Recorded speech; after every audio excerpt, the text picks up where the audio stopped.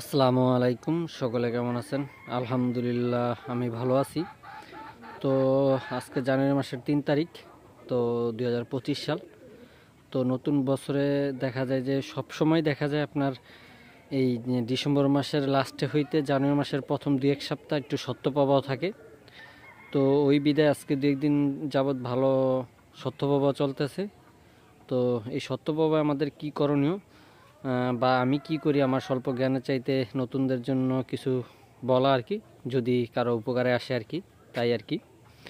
তো মূলত যে কাজটা আমি প্রথমে করি সেই কাজটা হচ্ছে যে লফটে কোনোভাবে যেমন বাইরের যে ঠান্ডা বাতাসটা আছে ডাইরেক্ট প্রবেশ করতে না পারে, এবং ডাইরেক্ট প্রবেশ করার পর যদি কবুতরের বুকে লাগে তাহলে দেখা যায় কবুতরগুলো ঝিম মেরা থাকে এবং প্লাস দেখা যায় ঠান্ডা হয়। আর আমরা যারা কবুতর পালি তারা অবশ্যই জানি যে আমাদের কবুতরের প্রধান রোগটাই হচ্ছে যে ঠান্ডার থেকে কবুতরের বিভিন্ন ধরনের রোগ হয় আর কি।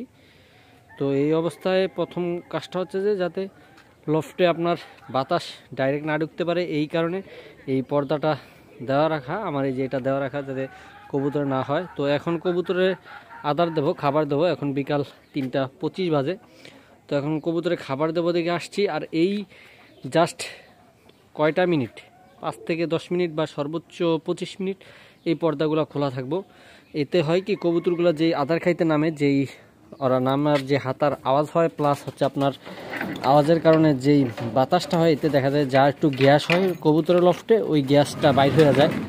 তো আমি দেখাইতেছি যে আপনাদের ঢুকছি, এ হচ্ছে যে লফটের অবস্থা। তো এই হচ্ছে যে লফটটা আমার, মাশাআল্লাহ। এই হচ্ছে যে কবুতরগুলা, তো সবগুলাই ঢাকা আছে। তো এইখানে কিছু বাচ্চা আছে দেখা ওদের খাবার দিয়ে রাখছিলাম আর কি। তো ওই যে ছোট বাচ্চাগুলো আছে দেখেই খাবার দেওয়া মূলত রাখা, এখানে এগুলো মাদি কবুতর। তো আমি আপনাদের দেখাই যে এই হচ্ছে যে আমার লফটের অবস্থান, এবং এই হচ্ছে যে ড্রপিং আপনার সম্পূর্ণ শুকনো আছে, এটা আপনার ফলো রাখতে হবে।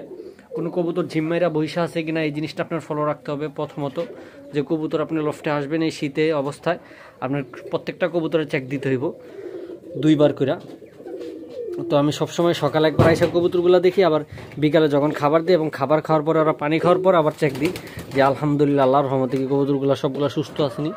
আর যদি কোনোটা অসুস্থ দেখি তাহলে লফটের থেকে সরাই ফেলি। আমার একটা মাদি অসুস্থ, আমি এটা সরাই ফেলছি, মূলত ঠান্ডার থেকেই হয়তো বা হয়েছে। বাট এ হচ্ছে যে লফটের অবস্থানটা আমার। তো এই এই যে পর্দাগুলো দেখতেছেন, এগুলো জাস্ট 15 বা 20 মিনিটের জন্য আমি এখন সরাই দেবো, যাতে কবুতরগুলো আদার খাইতে পানি খাইতে নিচে নামলে যে বাতাসটা উৎপন্ন হয় রুমে, যাতে বাহিরে আপনার ওই বাতাসের কারণে গ্যাসটা চলে যায় এবং লফটটা একটু আর কি গ্যাস মুক্ত থাকে। ততটা গ্যাস হয়নি, তো দেখবেন যে একটা রুমে যদি বদ্ধ করে রাখি দেখা যায় একটু একটা রুমের একটা হয় কবুতরের হালকা, বা আমাদের মানুষই হোক না কেন, আমরা যদি লফটের দরজা বন্ধ করে কোথাও যাই আইসা খুললে দেখা যায় এরকম একটা থাকে। জাস্ট এই কারণে, কিন্তু এভাবে টয়লেটের কোনো ড্রপিংয়ের কোনো এভাবে গন্ধ নাই। আর মাশাআল্লাহ আল্লাহর রহমতে যেটুকু পারি কবুতরের লফটটা ঝরঝরা রাখার চেষ্টা করি, যেমন পানি টানি না পইরা থাকে, স্যাঁতস্যাঁতা না থাকে, এই জিনিসটা ফলো রাখি আর কি।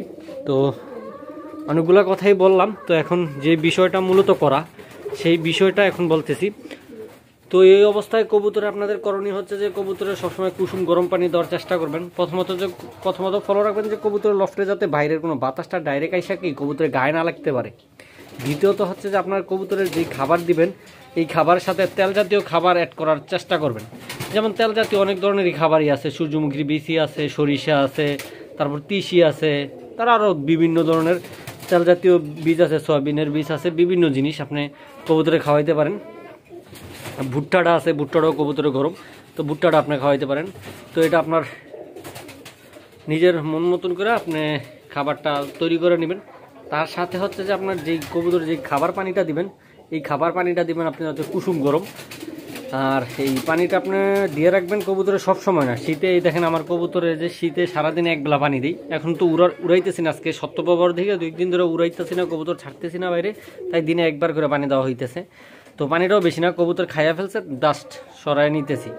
তো এতে হয় কি, দেখা যায় আমার কবুতরে আজকে প্রায় আজকে শুক্রবার, তো প্রায় 8 দিন হইলো কবুতরে গোসল দেওয়া হয়নি। যে এখন যদি পাত্র রাখি ওরা ওই গোসল করতে নাইমা যাইব, তো এতে দেখা যায় একটু সমস্যা হইব। ইনশাল্লাহ সূর্য উঠলে অবশ্যই ওদের গোসল করতে দেবো।